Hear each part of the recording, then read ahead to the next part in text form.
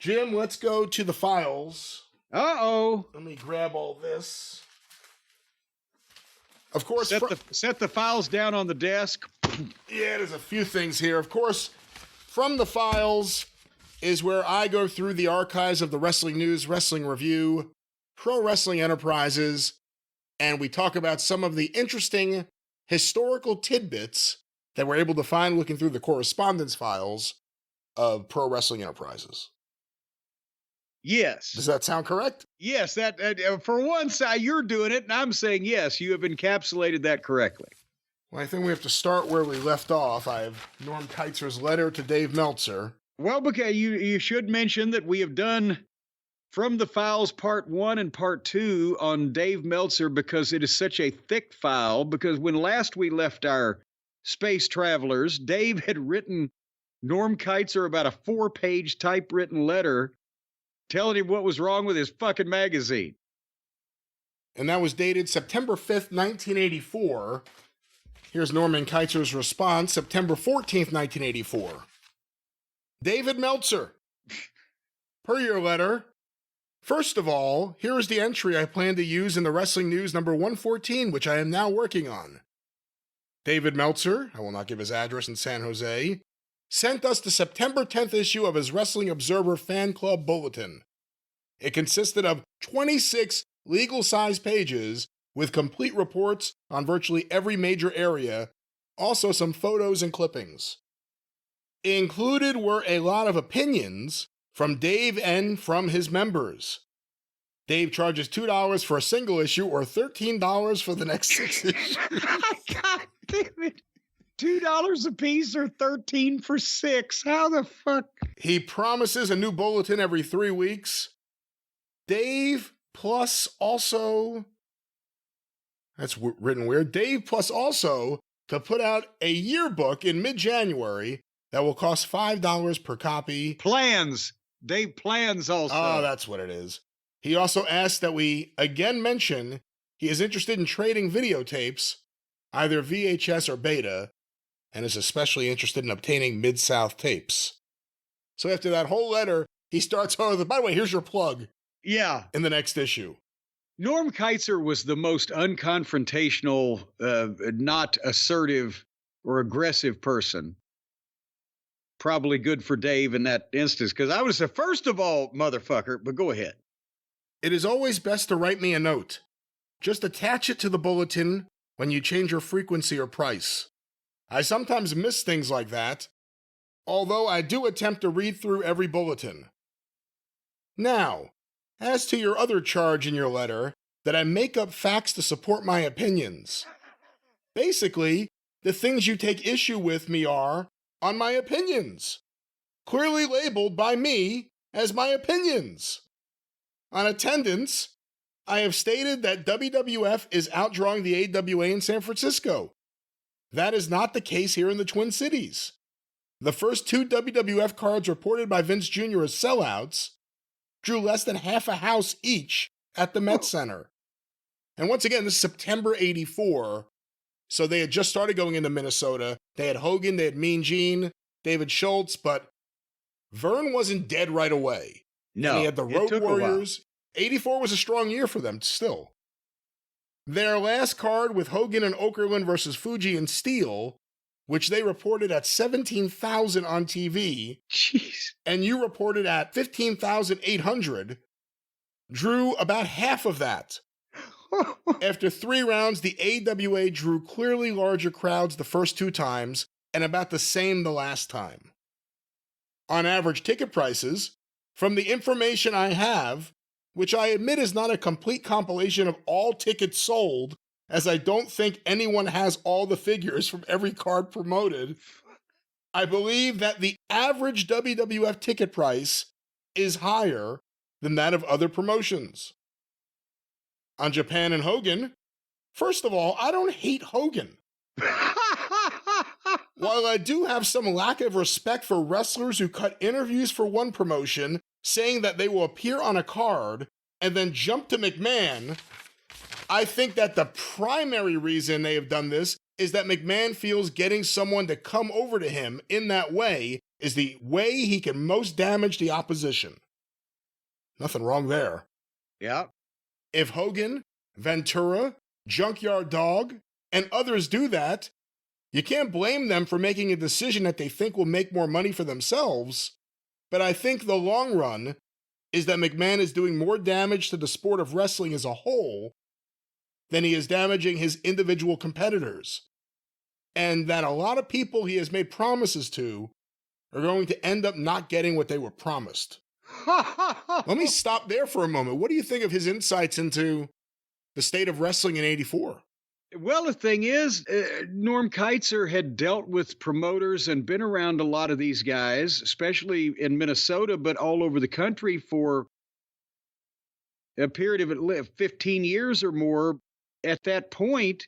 And he dealt with Vince. He printed and produced the programs for Vince Sr. for years, from the mid to late 70s to the early 80s, when Vince Jr. banned everybody and took their stuff in-house.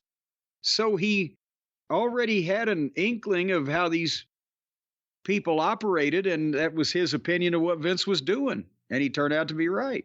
And again, the idea that he doesn't hate Hogan, but he has a lack of respect for people that walk out on the promoters they were doing promos for. You were there when Junkyard Dog did exactly that. Yeah, and Norm Keitzer was up there in Minnesota when Hogan did it for all those towns, and then didn't come back from Japan, went to work for Vince. And it does hurt. It hurts the wrestling business in the way that Norman is talking about from a business perspective, especially back then. Fans, they didn't give a fuck what promotion. They were going to see wrestling. And if you go to see a wrestling show and you buy a ticket and one of the main people, or more than one of the main people on the card that you went to see, doesn't show up, then the next time, instead of thinking, oh, I got to go back and see some more of that, the last time they got to show up, that's the way he's talking about damaging the business. Because that sentiment will spread, the more often that it happens. And it wasn't, the wrestling business and the fans didn't look at it then like they do now, where the fans now, they don't even know who's going to be on the fucking card. They're going to go see Dynamite or Raw or whatever. In that era, they read the entire card that you were going to see at the house show on television, and goddamn it, down to the first match, and those things better happen that way. And people got mad when they didn't. Well, back to Norm Keitzer's response to Dave Meltzer. On Japan, there has been a lot of 1984 style statements made there by New Japan, McMahon, Shinma, and everybody connected with WWF during the past 2 years, telling the people basically 1 week that black is black, and then the next that black is white. Let's go back and look at things. 2 years ago, when Titan and New Japan left the NWA, they announced the first Grand Prix tournament to name an undisputed World Heavyweight Champion. They made these announcements in both the US and Japan. The tournament was to culminate with the finals in Japan, with the winner of the competition to meet Backlund at MSG for the undisputed World Heavyweight Championship. McMahon Sr. appeared at the opening of the finals in Japan and repeated that basic statement. Then Hogan won, but no match was scheduled. Hogan came to the US and wrestled on AWA and NWA cards, had World Heavyweight Championship title matches in each organization in which he failed to win those claims. Then he went to MSG earlier this year and won the WWF title, making him undisputed champion according to Junior's statements. Both Titan and New Japan recognize him as the World Heavyweight Champion. Then we had the fiasco when Junior tried with Shinma to start a separate WWF promotion in Japan. That's the UWF, if you remember. I heard so many conflicting statements on that and on the UWF that I don't know what the true story is. In fact, the true story probably changed from day to day as everyone seemed to be double-crossing everyone else involved constantly. Anyway, The end came with McMahon Jr. saying New Japan was back as a WWF member. The New Japan promotion announced a second Grand Prix competition with the winner to meet Hogan for the World Heavyweight Championship. Nothing was said at that point about there being two separate titles, a WWF World Heavyweight title and a Grand Prix World Heavyweight title. Now they and you are saying there are two separate titles, and that Hogan only lost the Grand Prix World Heavyweight Championship to Inoki. The descriptions of that bout are also somewhat confused, with interference and countouts, but in the end, Inoki was declared the winner and the champion in Japan. From what I have heard, I can see several reasons why a title would not change hands in that bout, and why it would. I thought I covered them, but I didn't ignore the bout in my magazine. So let me stop there for a moment, Jim, and take a pause. What are your thoughts on him defending himself here? Well, and he's trying to be nice as he could, because remember when we read, and we encourage anybody who didn't hear the first segment, go to the YouTube channel, or the clip is up. But he's trying to be as reasonable as possible as he could to Dave, who, as you will recall, we said, what is this fucking, why is he telling this shit to Norm Keitzer, who don't give a shit? He's just trying to sell some magazines. He doesn't care about these minute fucking complaints that Dave has brought up, and now he has to go through and explain his rationale to a guy that he's given plugs to for a fucking newsletter. I think he's bending over backwards to be understanding to the guy that said his magazine sucked, which by at the time, Dave had never published anything that didn't come out on copy paper. And he's talking to a guy that at least had run a magazine. You also fault me on the junior title, saying that Tiger Mask was undisputed World Junior Heavyweight Champion when he retired. And I agree. So that New Japan had right to create a new WWF Junior Heavyweight Champion with a tournament, which they did with Dynamite Kid winning, which I'll agree to. But how could they run a separate elimination for an NWA World Junior Heavyweight Championship with the Cobra winning, when they were no longer members of the NWA and it was sanctioned by the NWA? The NWA itself gave the title back to Les Thornton. Now, I believe the NWA says the title is vacant and there'll be a tournament. I agree that all acted badly here, and that wrestling in general, especially here in the US, does not do a good job of promotion the junior division, of promoting the junior division as a separate entity. A lot more wrestlers did more back and forth between promotions before Junior attempted to take over everything. Even McMahon Sr. showcased wrestlers from other areas off and on. He even had NWA and AWA title matches on his cards. I guess that's defending. Remember, Dave had a problem with Norm Keitzer saying wrestlers could go from one territory to another? Yeah. And also, as Norm points out, Vince Sr.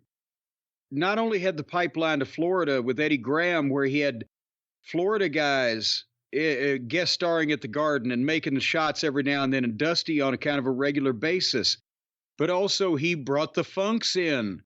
Dory Funk Sr., and shortly before he died, wrestled in Madison Square Garden. Vince Sr. would bring the top talent in from other territories, when he was a member of the NWA, other promoters that he would work with and give their talent a showcase in the Garden, but also it made the Garden look different than every other town in his territory, because that was the place where stars came from all over the world. And as the topic of Japan is concerned, it was a big deal in Japan. MSG. They had MSG tournaments for years. And apparently just the tournament winner didn't go on to get the title shot that he earned. Well, the problem is if you're trying to logically follow what they're saying and they just change things, what are you supposed to do if you're reporting on it? Yeah. My point on Hogan is that he did lose to others the first time in the WWF area, the ones I mentioned, and that logical matches would be against those challengers who faced him before. Both Flair and Martel have faced a larger variety of challengers both in numbers and styles, than has Hogan. This is not the fault of Hogan, and I don't say it because I dislike him. I say it as a comment on Junior, who has declared war on me, not the other way around. We turn the page, and of course, Norm Kietzer was the producer of World Wrestling Federation, WWF, and WWF programs from the early 70s until 1983. Vince wanted him to only cover his company. Norm Kietzer said no way, and that began Vince's journey to building his own magazine. Yeah, and that's when he banished the people from the Apter magazines, London Publishing, the former Stanley Weston publications, and all photographers from any magazines except the ones in-house with Vince were banned for a while there. So then all the shots in PWI and the wrestler and all that was like with a telephoto lens from the stands. I go to wrestling matches to be entertained, and Junior's cards just are not as good as the other cards. Part of this being because even though he doesn't lack talent, he doesn't use the talent he has well or in enough variety of ways. Basically, the next Twin City card is a main event for the WWF of Hogan and Mad Dog Vachon versus Jesse Ventura and George Steele. Ventura has had so many different confrontations with the other two here over the years, and Steele is a part-timer who doesn't do that much other than stick out his green tongue at this point in his career. I think very strongly that the new talent in the AWA these days, the Fabulous Ones, the Road Warriors, Brody, Atlas, etc., is better than the talent the AWA lost to the WWF. Certainly more entertaining as it is presented here in Minnesota. Can you imagine Hulk Hogan and Mad Dog Vachon as a tag team? Mad Dog's 5'7", Hulk's 6'7". Hulk was not even 35 years old then. Mad Dog was close to 60. Mad Dog could have torn Hulk Hogan to shreds within seconds with his bare hands and eaten him. What a fucking tag team. The idea that they lost Hogan, they lost Mean Gene, David Schultz. By this point in time, they'd even lost Al DeRusha for a period of time. Lots of people, and it wouldn't end here. Norm Kietzer, a lifelong AWA fan, although he lived in New York for a time, saying that the Road Warriors, the Fabulous Ones, Brody, etc. coming in, the talent's better. Again, 84, the AWA did not die in 1984. But what do you think of this? Because you saw the Fabulous Ones before they got there. Well, and I mean, he's right in that Mad Dog was an icon and was a huge star, but at that point, age had caught up with him. And George Steele, Minnesota was not the venue for George Steele. He had been primarily a WW and WWF guy and a Detroit guy because he lived in Detroit. He taught school for all those years. He didn't start wrestling all year round and give up the school teaching until the early 80s when he could make enough money to in the Northeast to make the difference. But it wasn't a Minnesota thing. And then when you've got the Fabulous Ones and the Road Warriors and those guys who were so much younger and so much fresher, even though Mad Dog was an icon, Jesse was an icon in the AWA at that point, Hogan had drawn big money. It was an odd slapped together thing based on personalities that were over rather than an issue per se. So, and that's, we talked about that. That's why the Crusher didn't work in Georgia in 1979 because he didn't have 20 years of history like he did in the AWA. And they were just seeing this guy in his 50s with a Beatle haircut. Let's go back to Norman Kietzer. That is my opinion. I go to cards for entertainment. The same reason I attend events of other professional sports, football, baseball, etc. In my opinion, colored by many influences, I admit, the AWA is the better promotion here. Time will tell if enough ticket-buying fans agree with me, and who knows what changes will be made by both organizations in the future. You certainly have a right to your opinions, and I plug all publications who ask for free ad space in my magazine, whether I agree with all the opinions held by the person putting out the bulletin or not. Is that Norm's nice way of saying I think all your opinions I think you're full of shit, but I'm going to plug you anyway because I'm a nice guy. I don't tell you to give up your opinions or claim that I am always right, or you are always wrong when we disagree. And I do always try to label my opinions as that, my opinion. I don't even rate wrestlers, as I have stated for some 20 years, that ratings are simply opinions that are not valid. Let me stop there for a second.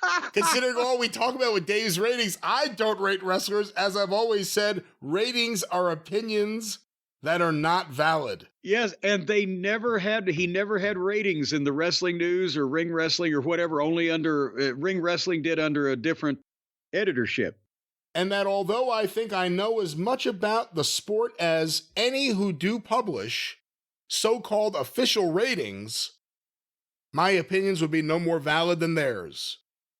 In short, I don't try to foist off my opinions as being the ultimate truth, but at the same time, I don't try to hide my opinions and claim to be an unbiased reporter, a unique and probably extinct species in that I have never encountered same in any publication on any subject, if such a thing existed.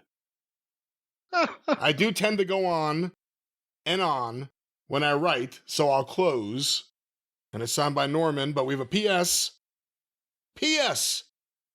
One last self-serving point.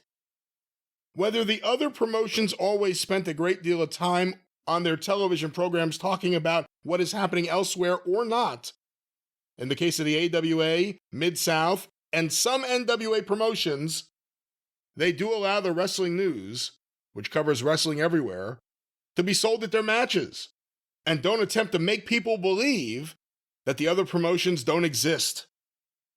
That, when compared to a promoter who says that he is going to run me out of business because I refuse to cover only his promotion in my national magazine, that may have a tendency to make my feelings towards that individual less generous than I am towards others. My quarrel specifically is with Vince McMahon Jr. because of actions which he has taken against me, which I have elaborated on in my magazine, not against everyone who works for him. And there's Norm defending his coverage of Vince McMahon of the WWF from Dave, who bizarrely started defending Vince McMahon of the WWF. Any thoughts? And again, at the age of 24, doing a newsletter on copy paper, telling the guy who's been doing a magazine for 20 years what's wrong with his magazine. Now, admittedly, it wasn't the goddamn heyday of Time, Norm's publication, but it was, at least it had some color on the cover. The gall of Dave even then to be writing letters and telling these people, well, you ought to do this and that and the other thing. Well, shut the fuck up. Well, we'll close from the files with this last letter. This was post-dated July 11th, 1986 from Dave Meltzer in California to Norm Keitzer. So after the previous one. Norm, I would be interested in writing a column for your mag in exchange for an advertisement in the magazine, or being allowed with a regular column to plug the Observer and book that's coming out soon.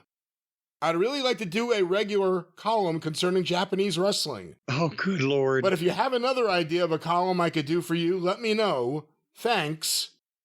I will have a special 150 to 160 page issue out on August 1st for $15.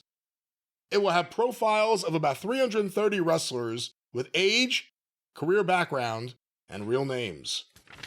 And it'll also have 14 pages telling you what you ought to do with your magazine. So even after all that, he still wanted to write a Japanese column in 1986. Well, and again, Norm Keitzer, in various magazines that he published, would have pictures from Japan or Japanese news. It wouldn't be the majority of the magazine, and most of the pictures, he would try to have some American talent in the picture because he was still selling to an American audience. Can you imagine if Dave was writing a column on strictly Japanese wrestling, and we've seen the way that he does it with just the names and who beat who, and sell that on the fucking newsstand in Chicago or Ottumwa, Iowa, and people are going, what the fuck? It's not the same market. Norm was going for wrestling fans in the United States of America where he sold his magazine. It wasn't any slight against the Japanese folks that he didn't cover to cover embrace it. And you got more coverage of Japanese wrestling there than any other magazine in America. Well, yeah, because all the Bill Apter magazines, the London publishing that were on the newsstands, except if a big American star went to Japan, they might have pictures of that, or if a big Japanese star came to the Garden or wherever. But otherwise, there was no coverage of what was going on in Japan. Well, Jim, that was From the Files, Part 3 of Dave Meltzer. There'll be a Part 4 someday, but we'll move on to another topic for the next edition of From the Files. But, Jim. Yes.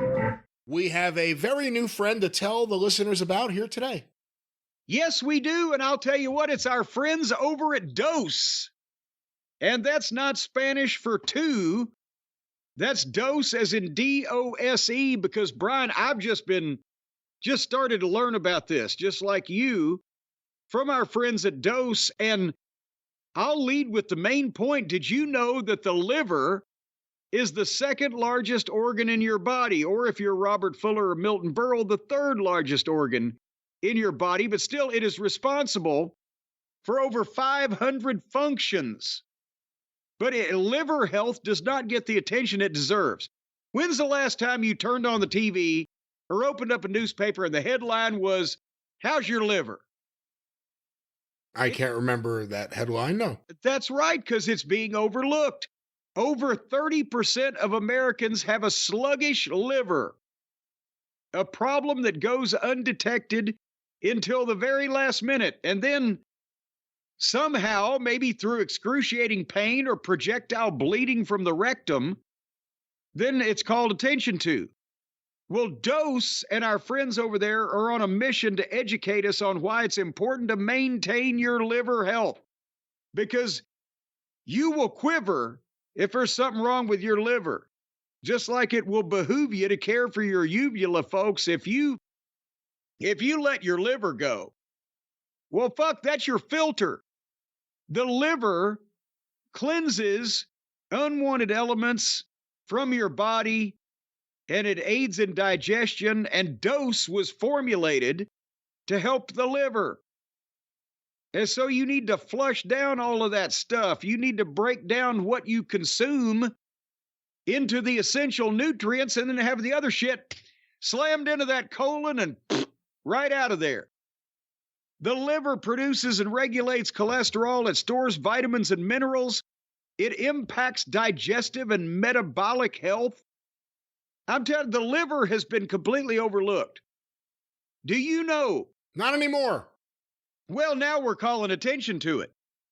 But there are clinical results in a double-blind, placebo-controlled clinical trial. Now, that means that they got people that were blind in both eyes and gave them fake drugs and then set them down in a clinic to put them on trial. And they came out with the fact that Dose for your liver lowered liver enzyme levels by 50% in over 86% of the participants. The other 14% will be polled as soon as they return from the medically induced coma that they were unfortunately having to be placed in so that their livers could be replaced for further study. But you can stick with Dose, folks, and feel the incredible benefits over time with more energy, better digestion, reduced bloating. You will not believe the bloating that goes on in this country these days. Well, they're going to cut that shit right off at the nub. You'll get healthier liver enzyme function. And you know, the reduction in brain fog. And that's another thing. Many people have their brains where their liver ought to be. And that's why they drink themselves into stupors. Well, you're going to process all that bad shit out of your body. One dose for your liver shot. That's the way they come in shots. is equivalent to 17 shots of turmeric juice. Now, I'll tell you what, you walk into any bar in America and you order 17 shots of turmeric juice, they're going to say you're a man that has a bad liver. And Dose is gluten-free, dairy-free, sugar-free, and vegan-free. Well, it's just vegan. I guess if you're free of vegans, there'll be no vegan people. But if you've been worried about your liver, ladies and gentlemen, and many sleepless nights, I've been laying there in bed thinking, my fucking liver. What's going to happen to my fucking liver? I can feel it almost falling out the end of my fucking dick. Well, now you can put it back in the right place and save 30% at the same time. You can save 30% on your first month of subscriptions by going to dosedaily.co/JCE and entering JCE at checkout. Now, that's Dose, D-O-S-E, daily, DAILY.co.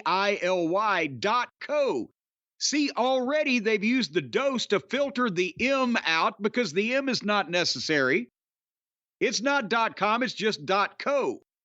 They're shortening this up. They're getting the M out so that you can go to your favorite websites even more quickly.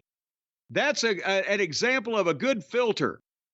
dosedaily.co/JCE, 30% off your first month subscription to this shot of dose a dose of a shot or a shot of a dose that you take once daily, and boom, your liver will thank you. That's right, your liver will thank you. And of course, we thank Dose for coming on board. You'll be hearing a lot more about them in the weeks ahead. One more time, Jim, what's that promo code? Let's keep the listeners healthy. dosedaily.co/JCE. Enter JCE at checkout, 30% off. Filter all of the horrible things that you consume out of your liver and let the city worry about them. That's right, with Dose. Dose! D-O-S-E.